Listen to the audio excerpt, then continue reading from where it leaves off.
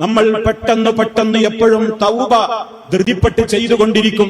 മരിക്കണം എന്ന ചിന്തയുള്ളവന് അറിയാം തന്റെ അടുക്കൽ ജീവിതത്തിൽ കഴിഞ്ഞ് കടന്നുപോയിട്ടുള്ള ചെറുതും വലുതുമായ അനേകം ദോഷങ്ങളുണ്ട്.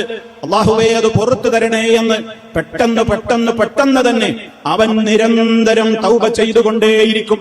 ഒരു പാപവും ചെയ്യാത്ത നബി സല്ലല്ലാഹു അലൈഹി വസല്ലമ പോലും 100 തവണയോളം ഇസ്തിഗ്ഫാറും തൗബയുമൊക്കെ ഡെയിലി അധികരിപ്പിച്ചിരുന്നു എന്നുള്ള ഹദീസുകൾ നമ്മൾ കേൾക്കുമ്പോൾ മുത്തു മുസ്തഫായുടെ ജീവിതത്തിൽ പാപങ്ങൾ വരില്ല.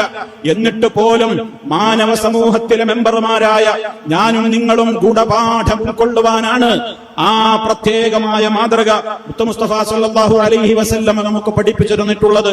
അതുകൊണ്ട് തന്നെ സഹോദരങ്ങളെ, തൗബ അധികരിപ്പിക്കുവാൻ നമുക്ക് തോന്നണമെങ്കിൽ ഞാൻ എത്ര പെട്ടെന്ന് ഏത് സമയത്തും ഞാൻ മരിച്ചാ പിന്നെ മരണനേരത്ത് തൗബ കൊണ്ട് പ്രയോജനമുണ്ടാവില്ല എന്ന ചിന്ത നമുക്കുള്ളയിടത്തോളം കാലം നമ്മൾ തൗബ അധികരിപ്പിക്കും.